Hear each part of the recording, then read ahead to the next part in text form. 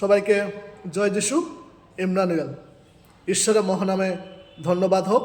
আজকের আমরা একটা বিষয় আমরা জানতে চলেছি যে সান্তা ক্লজ সম্বন্ধে। আমরা অনেকে জানি যে সান্তা ক্লজ কে, আবার হয়তো অনেকে জানি না যে সান্তা ক্লজ কে।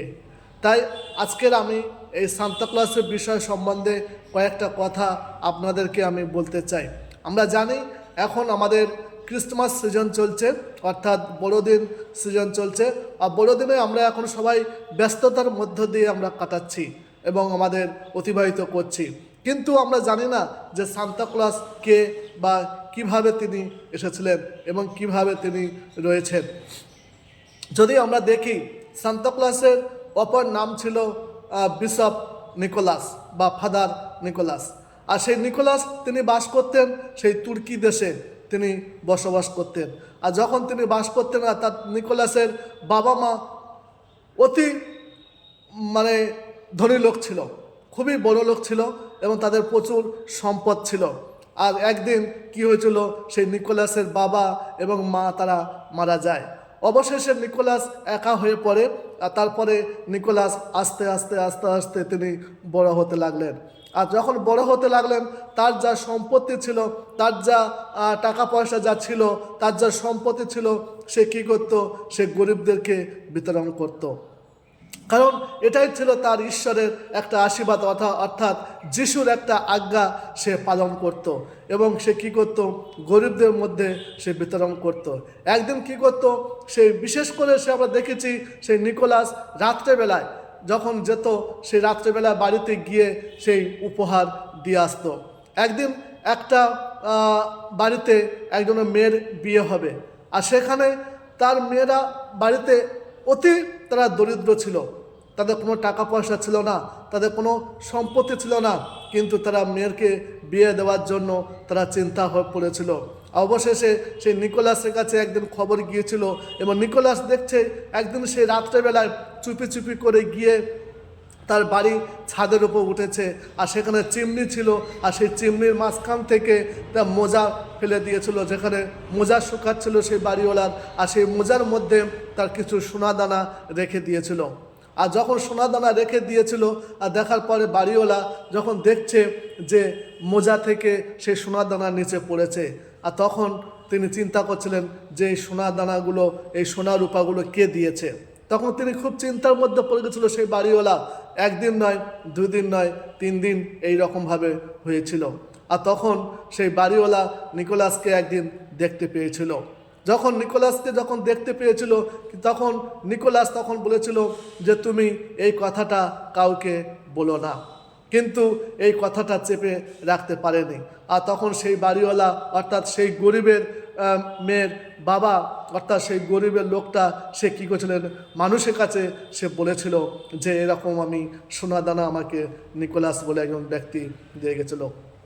তারপরে থেকে সেই প্রচলনটা বেড়ে গিয়েছিল।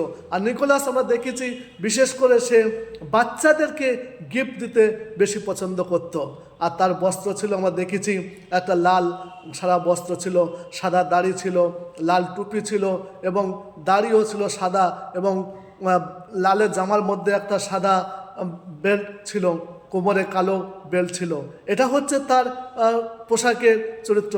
কিন্তু আমরা দেখেছি নিকোলাস হচ্ছে একজন ঈশ্বরের সন্তান। তারপরে নিকোলাস আস্তে আস্তে যখন মানুষ দেখেছে, যখন সে বিশেষ করে বাচ্চাদের যখন গিফট দিত, আর গিফট দিতে দিতে তখন বাচ্চারা আনন্দ পেত, তারা খুশি হতো, কিন্তু আমরা জানতাম না প্রকৃত কে এই গিফটটা দিত।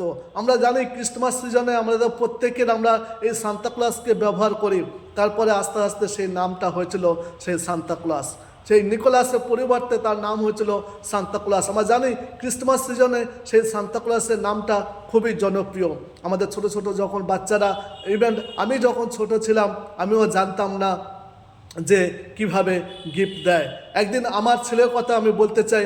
আমার ছেলে একদিন সে বিছনা ঘুমাচ্ছিল রাত্রেবেলা, সে আমাকে বলছিল, বাবা সান্তা ক্লজ আমাকে কি দেবে। কিন্তু তার একটা চাহিদা ছিল, তার একটা বল পাওয়ার ইচ্ছা ছিল যে সান্তা ক্লজ আমাকে একটা বল দেবে। কিন্তু আমি আমার ছেলেকে বললাম, বাবা তুমি ঘুমিয়ে পড়ো, সান্তা ক্লজ রাত্রেবেলা তোমাকে তোমার বল দিয়ে দেবে। কিন্তু সেই বলটা কিন্তু আমরা কি করলাম, আমি নিজে কিনে এনে সে যখন ঘুমাচ্ছিল বিছনার মধ্যে তার মাথার পাশে রেখে দিয়েছিলাম। আর সকালবেলা যখন সে উঠেছিল, উঠে দেখছে বাহ একটা বড় আমি একটা বল পেয়েছি, তখন সে জিজ্ঞাসা করছিল বাবা বলটা কে দিয়েছে। আমি তখন বললাম তুমি যিশুর কাছে প্রার্থনা করেছিলে, তুমি সেই যিশু তোমাকে দিয়েছে, সেই সান্তাক্লজ যিশু রূপে এসে তোমাকে সেই গিফটটা দিয়ে গেছে। আজকের আমরা এই গল্প থেকে আমরা বুঝতে পারি যে আজকের ছোট ছোট শিশুরা আজকের আমরা আনন্দে মেতে উঠি যে সান্তাক্লজ আসবে, সান্তাক্লজ এসে আমাদেরকে গিফট দেবে। আজকের এই গিফটটা হচ্ছে একটা বড় একটা বিষয়। আজকে আমার সমস্ত খ্রিস্ট বিশ্বাসী ভাই বোনেরা আমরা এই সান্তাক্লজের সম্বন্ধে অনেকে জেনেছি, অনেকে আমরা জানি না, কিন্তু আজকের একটা কথা বলতে চাই, এই গিফটটা হচ্ছে একটা বড় বিষয়। তাই আমরা সমস্ত খ্রিস্ট বিশ্বাসী ভাই বোনেরা আমরা একে অপরের সাথে আমরা যেন সাহায্য করি, কারণ যীশু খ্রিস্ট যেমন আমাদের জন্য প্রেম করেছিলেন, আমাদেরকে প্রেম করেছিলেন, সেই ঈশ্বরের একমাত্র প্রিয় পুত্র প্রভু যীশু খ্রিস্ট আপনার আমার জন্য একটা উপহার দিয়েছিলেন, আর সেই উপহারটা আমরা গ্রহণ করেছি। তাই আমি সমস্ত খ্রিস্ট বিশ্বাসী ভাই বোনদেরকে এই কথাটা আমি বলতে চাই, আপনারা এই বড়দিনের সিজনে আপনাদের আশেপাশে আপনার বন্ধু যারা গরিব আছে, যারা দরিদ্র আছে, যারা খেতে পাচ্ছে না, যারা রাস্তায় পড়ে আছে, তাদেরকে আপনারা উপহার দিন। দেখবেন ঈশ্বর আপনাকে আশীর্বাদ করবে, ঈশ্বর আপনার পরিবারকে আশীর্বাদ করবেন। কারণ সেই সান্তাক্লজ আমরা দেখেছিলাম, সে যখন গিফট নিয়ে গেছিল সে ঈশ্বরের কাছ থেকে প্রচুর প্রচুর পরিমাণে সে আশীর্বাদ পেয়েছিল।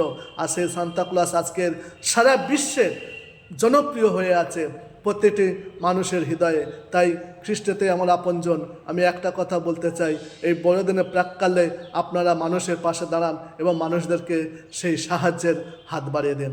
ধন্যবাদ। জয় যিশু।